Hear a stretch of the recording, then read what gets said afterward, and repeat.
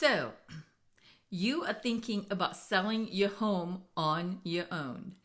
If you are, this is the video for you. I am going to share with you, 4 things for you to consider before you go trotting down that lane. I am Hasnah Pearce. I am your no fluff, no bluff, and off the cuff real estate agent in Forsyth County, Georgia.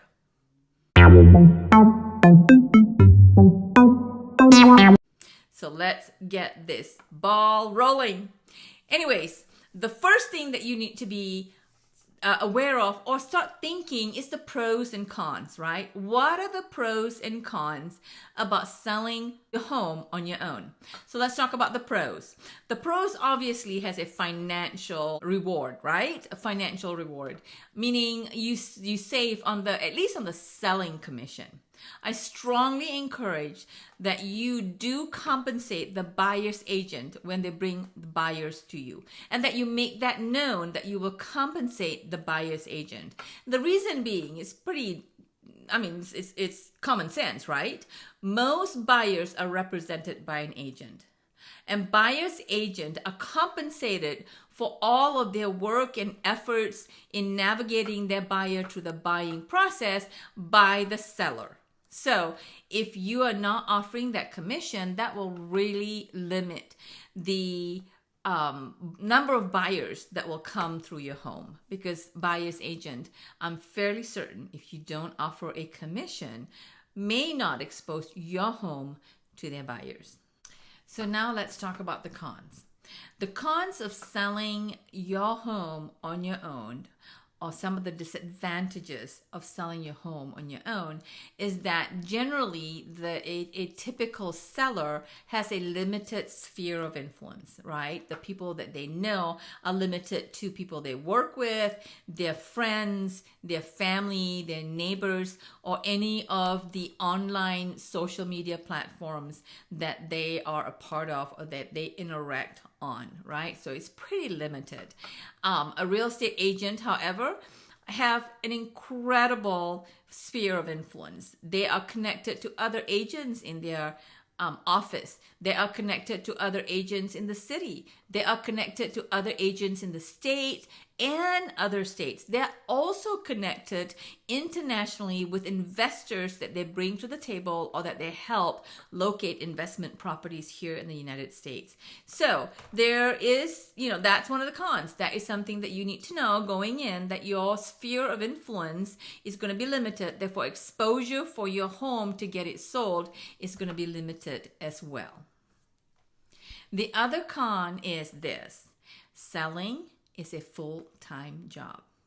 It is a full-time job for you to schedule time to show your home when potential buyers call. It is literally, until your home gets sold, consider that to be your second job.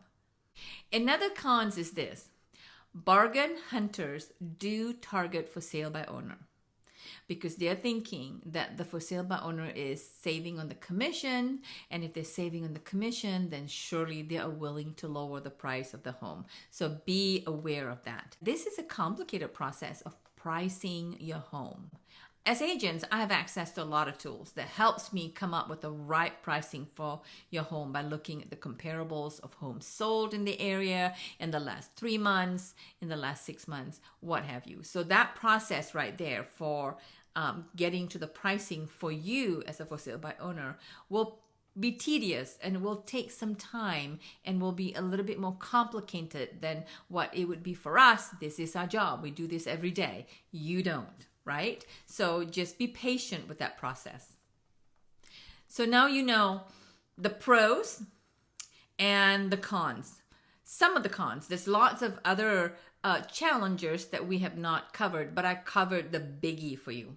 So thirdly, how do I sell my home by owner? What are the steps? So that's the third part, and that's where all the work comes in, right?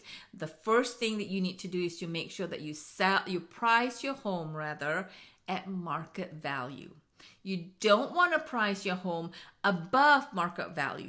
You're gonna need to be objective, because if you price your home above market value, your home is guaranteed to sit on the market for a minute. And the longer it sits on the market, the less number of buyers will come through because they've seen it already. They're moving on to the newest and the biggest and the best. And so just be aware of that. If I were you, I would price it just right below market and let the buyers get into what you would call a bidding war, I guess, to drive the price up. The buyer that wants your home the most is willing to put out the most money for your home. But don't start up here. Start right at market, if not just a little bit below market value.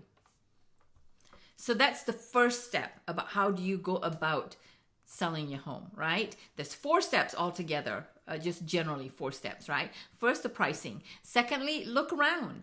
Are there any repairs that need to be done? If there are, I would suggest that you repair it. Is there any painting that need to be done? I would suggest that you do that because that will increase the value of your home. Any updating and remodeling that need to be done, I would suggest you do that as well. And once all of that is done, then you want to stage your home.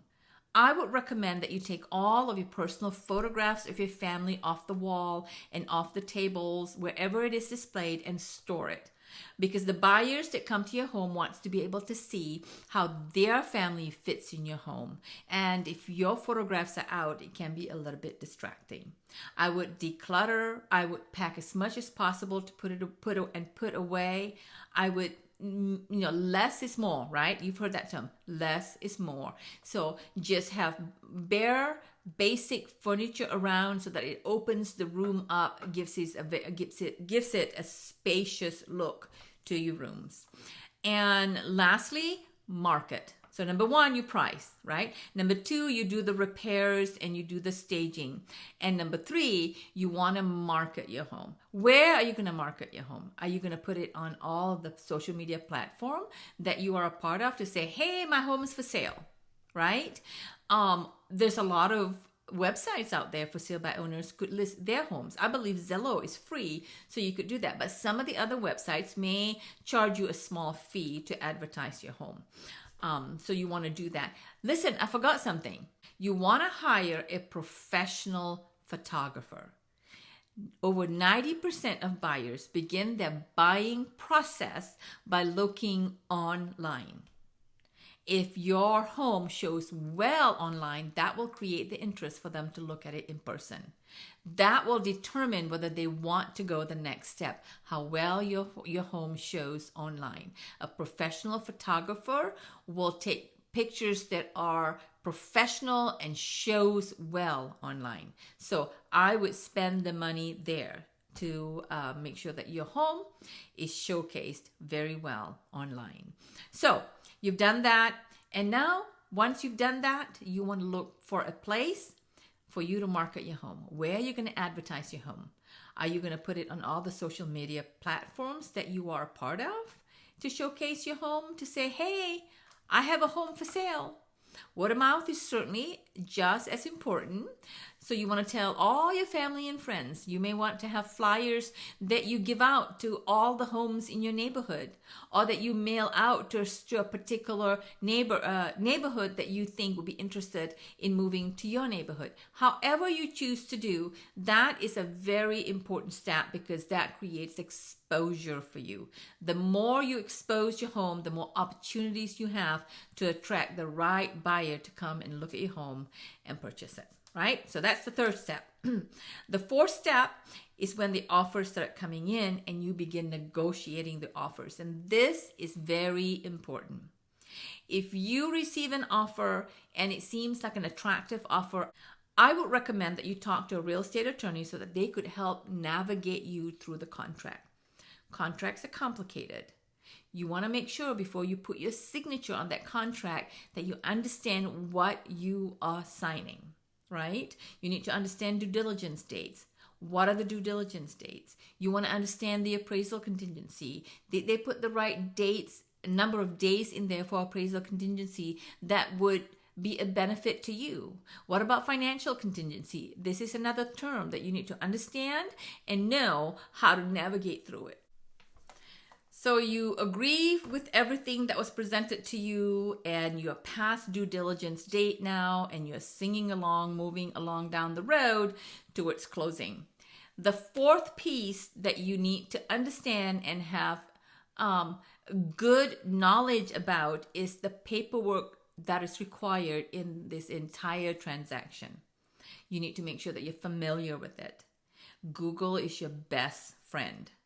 Talk to a real estate attorney so that they could kind of help you understand all of the paperwork that is involved in the sale process. Besides offer to purchase agreement, the other two documents that you need to be familiar with is called the seller's disclosure statement. The seller's disclosure statement is where you fill out everything that you know about the condition of the home so that the buyer knows what the home is like. When was it built? How old is the roof? How old is the heating and air vac? How old is the water heater? Has there been any damage? If there has been damage, did you repair it? Who repaired it? What are you leaving in the home? What are you taking out of the home? All of those information needs to be filled out in the seller's disclosure statement. Next, if your home is in a homeowners association community, then you need to give that information to the buyer as well in a document called the community association disclosure. Okay. Whew. That was hard, wasn't it? That was a lot of information. Are you overwhelmed yet? Goodness, I am just overwhelmed thinking about it for you from your perspective of wanting to sell your home on your own. But listen, if you want to do this and you are willing to put in the work, I just advise for you to make sure that you keep top of mind your safety. Top of mind. Make sure that if you're showing the home and you don't know who the person that's coming to your home and the person is not coming with an agent, that you have somebody else there with you. It's a crazy world. Okay, safety is number one. And lastly, be familiar with all of the contracts. Be very familiar with the contracts because those are legal documents. And once you put your signature on it, it is very, very difficult to walk it back. There you go. I wish you the best. I hope that this has been helpful. And please consider subscribing because I plan to upload videos pretty regularly and hopefully one of these videos is going to be helpful to you as well. Toodles!